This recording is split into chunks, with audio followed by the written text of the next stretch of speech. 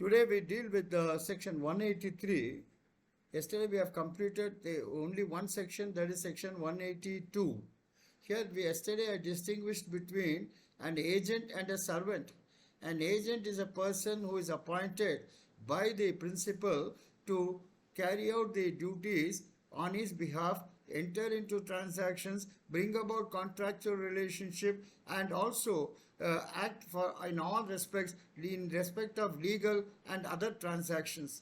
But a servant is a person who is appointed by the master to carry out the household duties like laundry, washing, and then mopping and sweeping the floors, and also sometimes attend to the old people who are in the house. And he is always subject to the control and supervision of the master, and he performs those duties which are assigned to him from time to time by his master. He is answerable to the master.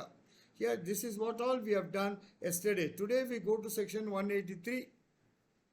183 deals with capacity of any person to enter into a contract or to do any other act by means of an agent to as far as the fundamental rule of law of agency is, the liability of an agent is coextensive that of the principal. And as far as the capacity is concerned, the agent has to act within the scope of his authority that is given to him under the agency agreement, and he is answerable for all his acts and deeds to the principal from time to time. He is a connecting link between the principal and a third party. He brings about a contractual relationship between the principal and the third party, and for all practical purposes he acts for and on behalf of the principal. Here it is said, capacity of any person to enter into a contract or do any other act by means of an agent is coextensive with this capacity. Please remember what all the principal could have done.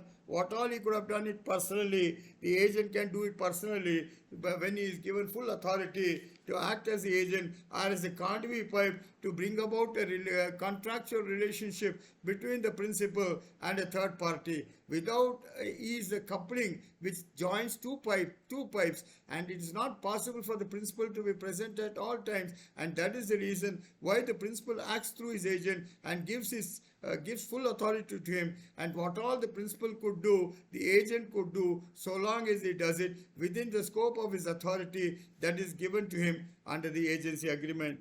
Next is section 184. Please remember, if you have read Partnership Act carefully, a partner no doubt is incompetent to enter into a contract, but a minor can also be admitted into the partnership firm, but he is answerable only to the profits of the business. But as far as the liabilities are concerned, the minor is not responsible in any manner. But after attaining the age of majority, the minor has got a right of electing whether to remain as a partner or to go away from the partnership firm. Once he decides to go away from the partnership firm and he has nothing to do with the partnership firm, all the liabilities are to an end, whatever has been entered into during minority. But if he elects to be a partner, all the liabilities gets revived because there are people under legal disability. Once the disability goes, all the liabilities also come into the picture. Then a person of unsound mind also can be appointed as a partner, can be appointed as an agent. But the principal takes the risk if these people of unsound mind and minor enter into contractual relationship as an agent for and on behalf of the principal, incur any liability on behalf of the principal alone is responsible to the third party, but this minor and the person of unsound mind are not liable in any manner. That is what section 184 speaks about. Then 185 is, as far as agency is concerned, consideration is not necessary, but creation of agency is required. How an agency is created? Agency is created either by writing or orally or by implication or expressly or by words spoken, so on and so forth. But as far as creating an agency or appointing an agency is concerned, no consideration is necessary. Only thing is trust and confidence is required.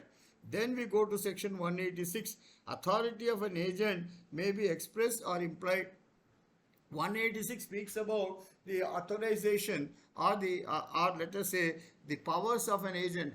An agent, the powers that is given to an agent may be expressly given or by implication it can be given, and but it is normally reduced to writing or orally also it is done. Express means when it is reduced to writing, when it is in the form of an agreement, when it is in black and white, it is called express authority. Implied authority is when the person is allowed to masquerade in the public, that is acting as the agent for and on behalf of the principal, and the principal also keeps quiet and allows this man to represent himself as the agent of an agent of the principal. Then by implication it is deemed that a person, though the authority is not in writing, impliedly he acts as the agent or as a conduit pipe or the connecting link between the principal and the third parties. Then we go to section 188.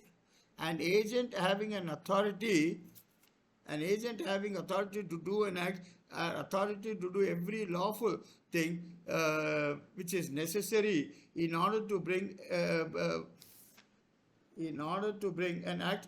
Agent having authority to do every lawful thing necessary for the purpose of which is usually done in the course of conducting such business.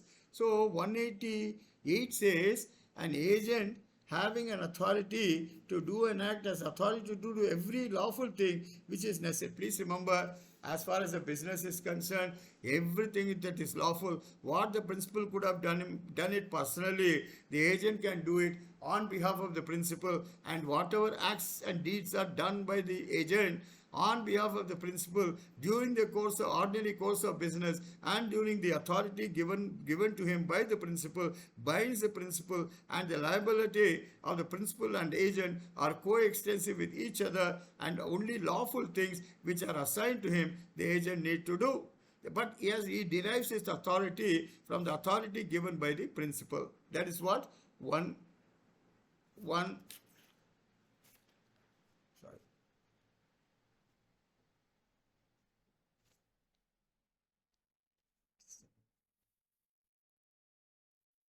here, just a minute, sir.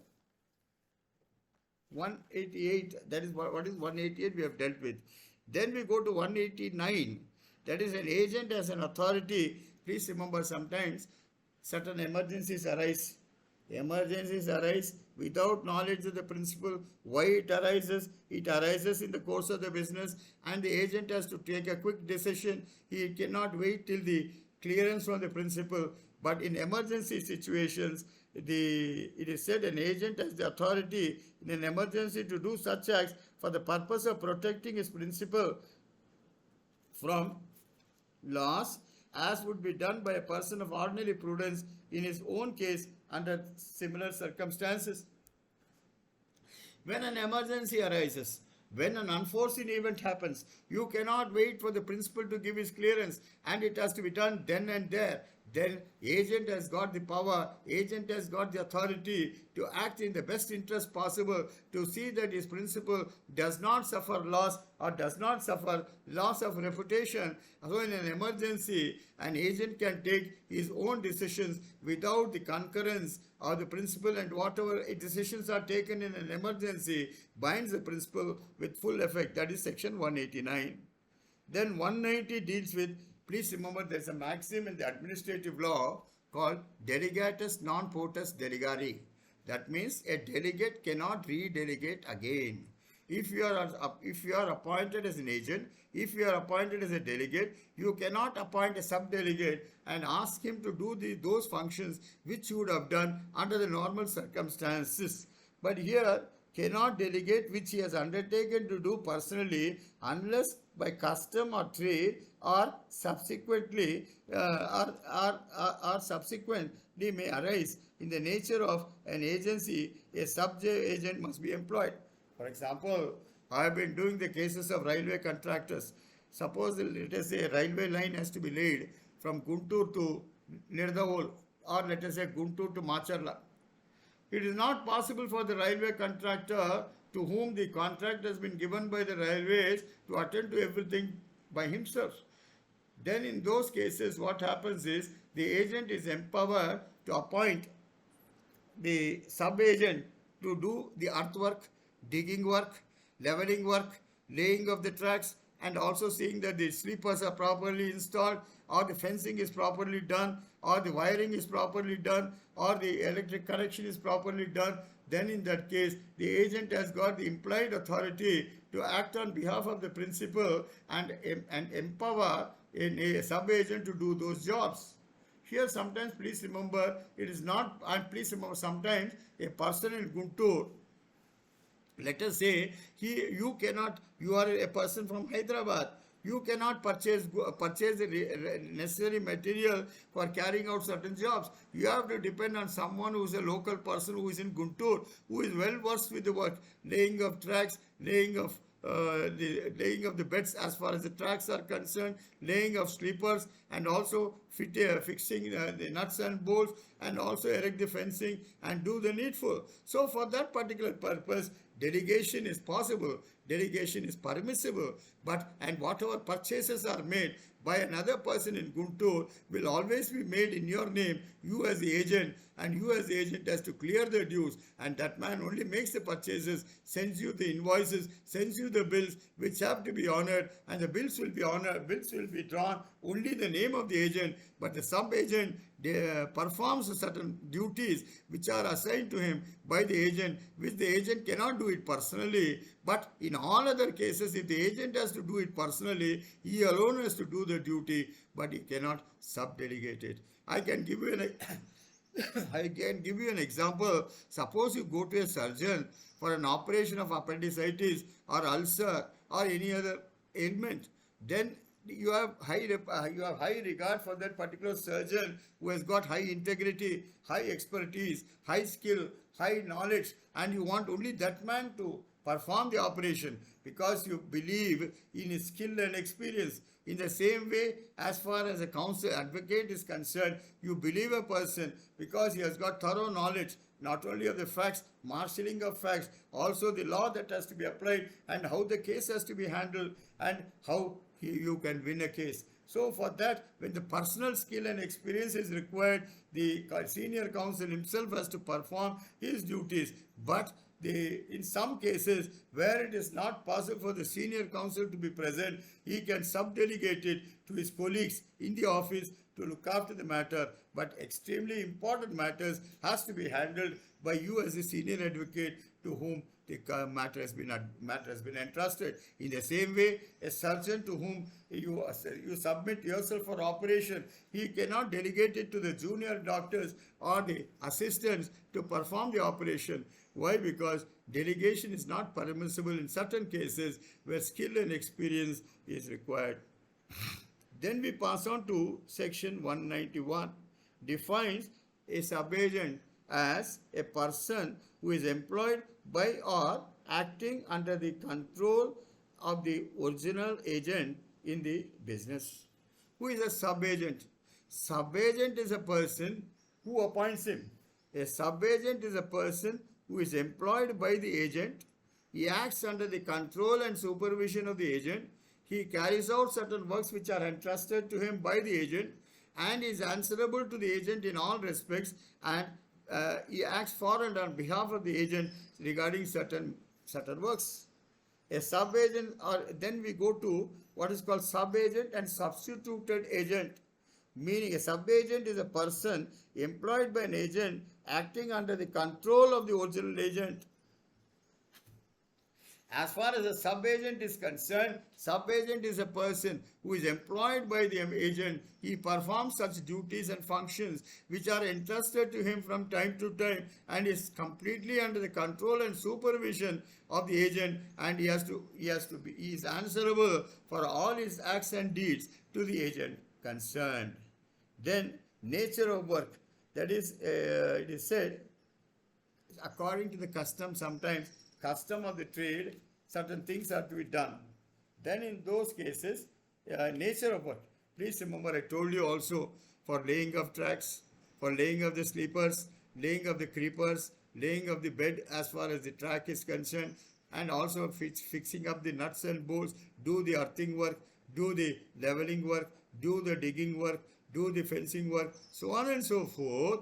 A sub-agent can perform those functions which are assigned to him because he is an expert as far as that field is concerned. If any purchases have to be made, nature of work depends that the agent cannot be present at all times. The bill will be routed in the name of the agent, but the sub-agent makes all the purchases and the invoices are all raised in the name of the agent, and the agent has to honor the bills. So in other words, I put it this way, depending on the nature of work, sub-agents can be appointed. Then here, if you see newspapers, Times of India, Deccan Chronicle, Eenadu, Varta, all these papers require agents. But sometimes an agent cannot do the business himself because the activity of the agency is spread far and wide.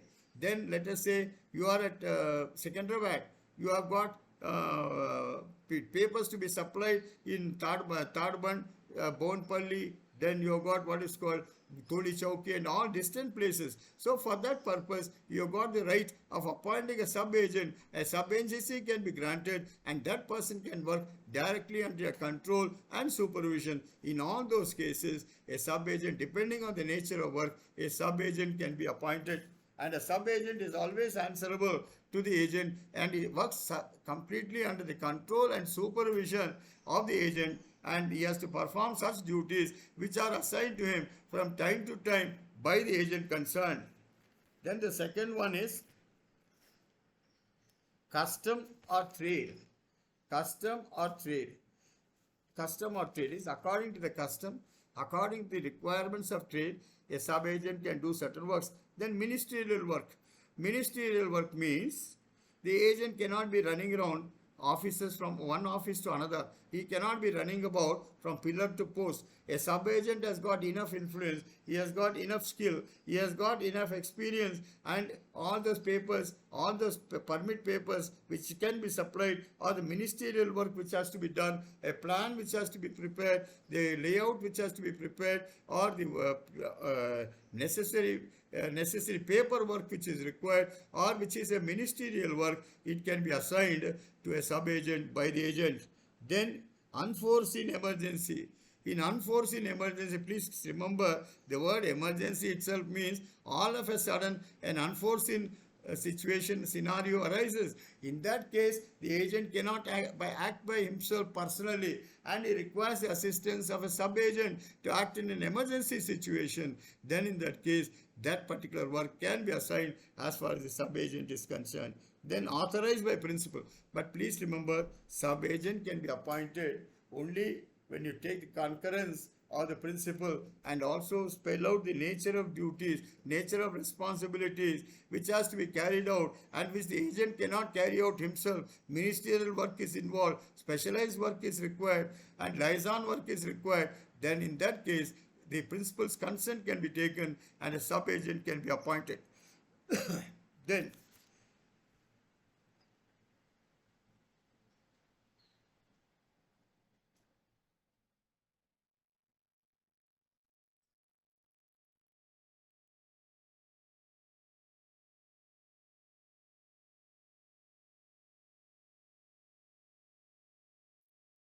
here, effects of it is where an agent holding an express authority or implied authority to name another person to act for the principal in the business of the agency has named another person. Accordingly, such person is not a sub-agent but an agent of the principal for such part of the business the agency as is entrusted to him.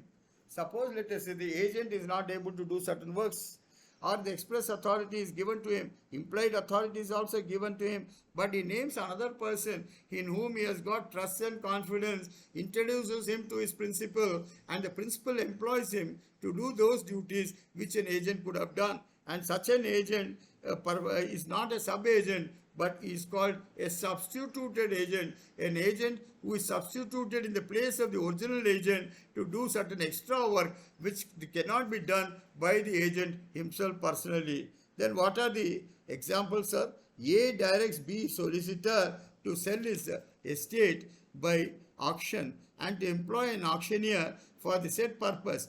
B names C an auctioneer to conduct the sale. C is not a sub-agent but an agent for the conduct of the sale. Here, please remember, here we do not have the institution of solicitors in Hyderabad or the Andhra area. But in the presidency towns, right from the English people, we had solicitors. Solicitors are the person, I don't want to use that word, they are the go in between the client, the customer, and an advocate. Solicitor is a person who entertains a client, who entertains the business, and then does the necessary paid work. And in his panel, he has got certain advocates who are specialized in certain fields. He entrusts the work to them. He prepares the entire pleadings. Entire paperwork is done by him, and through the mouthpiece of the advocate, the case is conducted. Here, in a particular case, a client, a person directs his solicitor to sell his estate. Please remember, by auction. A person has got an estate which he wants his solicitor to arrange for sale. Then the solicitor appoints an auctioneer to conduct the auction and sell the property. Then in that particular case, it is said, he names C, an auctioneer, to conduct the sale. C is not a sub-agent but an agent for the conduct of the sale. So here there are three parties. A, B is a solicitor, A is the person who is the owner of the property, C is an auctioneer. A goes to the solicitor and says, please arrange for sale of my estate, do it by auction. Then what the solicitor does is, he appoints C as an auctioneer to auction the property. And let us say the auctioneer auctions the property for and on behalf of A. Then here the position of C or the cadre of C is not a sub-agent, but is for all practical purposes, he is the agent of the principal. Then the second example that is given is, A authorizes B, a merchant in Calcutta, to recover the money due to A from C and company. B instructs D, a solicitor, to take legal proceedings against C and company for recovery. D is not a sub-agent but a solicitor for A. Please remember, don't equate a solicitor or an advocate as a sub-agent. He only acts as an agent, or he only acts for and on behalf of the principal, that is the client, but a solicitor for A. His position is only that of a solicitor. He only shows you the way. He appoints an auctioneer to sell the property, sell the goods. His job is over. But as far as the solicitor is concerned, he is not a sub-agent or is not an agent of the principal. Then we go to another term called substituted agent. What do you mean by substituted agent? A substituted agent is appointed by the original agent. An original agent can appoint substituted agents when he has authority of the principal. Substituted agents work directly under the principal. Here, with the authority, with the permission, with the consent of the principal, the agent is authorized to appoint substituted agent. Iske badle dusra. That is, the question is, substitute the agent for some other person. Then he takes the consent of the principal, appoints a substitute. Please remember, not sub-agent. Substituted agent in the place of the original agent to perform certain duties which are assigned to him, and with the consent of the principal it is done. Such a person is called a substituted agent. Then, what do you mean by this? I'll give you examples so that it will be very, very clear. Please remember, sometimes when we try to purchase a property, more so movable property, when we want to buy a car, or when you want to buy a motorbike, or when you want to buy a scooter, or when you want to purchase an electric car, or electric scooter, or electric motorbike, then in that case, sir, you cannot take a decision by your own, because you are not an expert in the automobile field. Then you have to take the assistance of the person who is an expert in that particular field. Here what happens in this illustration is, A instructs B, a merchant, to buy a ship for him. B employs a reputed ship surveyor of good reputation to choose a ship for A. Surveyor makes a choice negligently and the ship turns out to be not seaworthy, unseaworthy, and is lost and is not, but the surveyor is responsible to A. Please remember, yes, lot of things are involved, sir. We have trust and confidence. We repose trust and confidence, belief. We trust everyone. We believe everyone. Here, what happens is A wanted to purchase. A instructs B, a merchant, to purchase to buy a ship for him. Then what this B does is he employs a ship surveyor who is having high reputation, a man of integrity, to purchase a ship. Then let us say the surveyor makes a survey and purchases the ship, which he warranties, saying that it's of good quality. But what happens is, once it goes on the first voyage, it meets with an accident and it is not trustworthy. Then in that case, question arises, sir, who is responsible? Whether B is responsible or the surveyor is responsible. The surveyor is alone responsible because you have placed complete faith and confidence in that surveyor, in his skill and experience and in his dealings. And suppose he gives you a wrong ship which proves to be defective, then in that case, the surveyor is responsible for damages and not B. Then second instance is A consigns goods to B, a merchant for sale. B in the course employs an auctioneer to sell the goods of A and allows the auctioneer to receive the proceeds of the sale, and the auctioneer afterwards becomes insolvent without having accounted for the proceeds. B is not responsible for A for the proceeds. Here what happens is A consigns certain goods to B and asks him to, a merchant, and asks him to get it sold. Then in the course of the business, the B employs an auctioneer to sell the goods of A, and A allows the goods to be sold, the auctioneer to recover the proceeds of the sale. Here a merchant consigns certain goods to B, authorizing B to sell the goods. Then what B does is, in the course of employment, he appoints an auctioneer to sell the goods. Then what happens is the auctioneer is allowed to sell the goods and receive the money. But what happens is, whatever money he has received is ushkaki. He eats away that money, misappropriates that money. Then let us say, adding to the calamity, the auctioneer also becomes insolvent.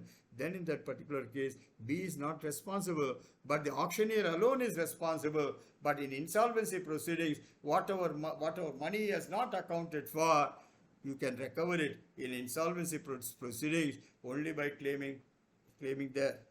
Then effect of appointing of sub-agents, where sub-agents are properly appointed by the principal as regards third parties responsible for his acts of sub-agent, agent's responsibility for sub-agents, and agent is responsible for the principal for acts of the sub-agent.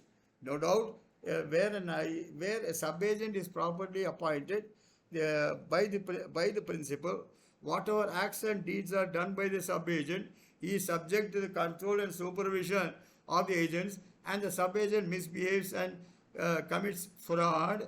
Then in that case, whatever defective acts the sub-agent has done, the agent is responsible. The sub-agent is responsible for the acts of defiance committed by the sub-agent. Then next one is sub-agent's responsibility is the sub-agent is responsible, but not to the principal. But as far as the sub-agent is concerned, he is primarily responsible to the agent who appoints him with the consent of the principal, but he is not answerable to the principal. Here, going further, sir. Going further, distinction between sub-agent and substituted agent. Sub-agent works directly under the control of the principal. Sub-agent is responsible to the agent and not to the principal, but substituted agent is responsible to the principal. Here, a sub-agent, no doubt, is appointed by the principal, but he is responsible or he is liable for all his acts and deeds to the agent who under whose control and supervision he acts. But as far as a substituted agent is concerned, it is said that a substituted agent is responsible to the principal and not to the agent. Then relating to liability of original agent. For the acts of the sub-agent, the original agent is responsible to the principal, but for substituted agent, the agent is not liable to the principal.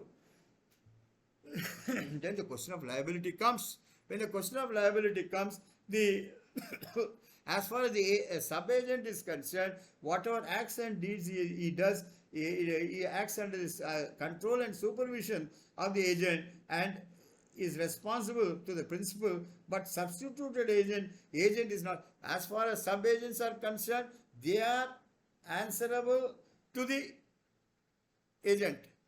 But as far as substituted agent is concerned, he is responsible to the principal and not to the agent. Why? Because a substituted agent is appointed by the principal. He does not work under the control and supervision of the agent, but works under the control and supervision of the principal. And therefore, the substituted agent is not responsible for his acts. Only the principal is responsible.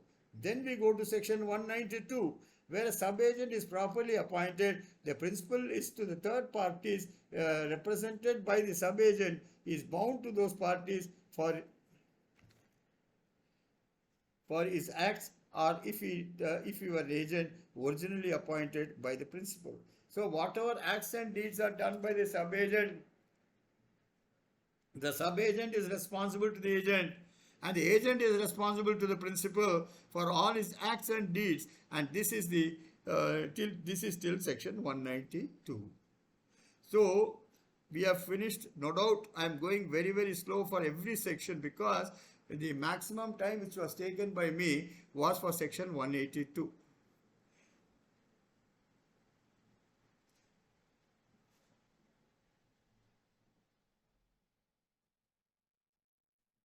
Sir Kalyan, Naga, cell phone. 190.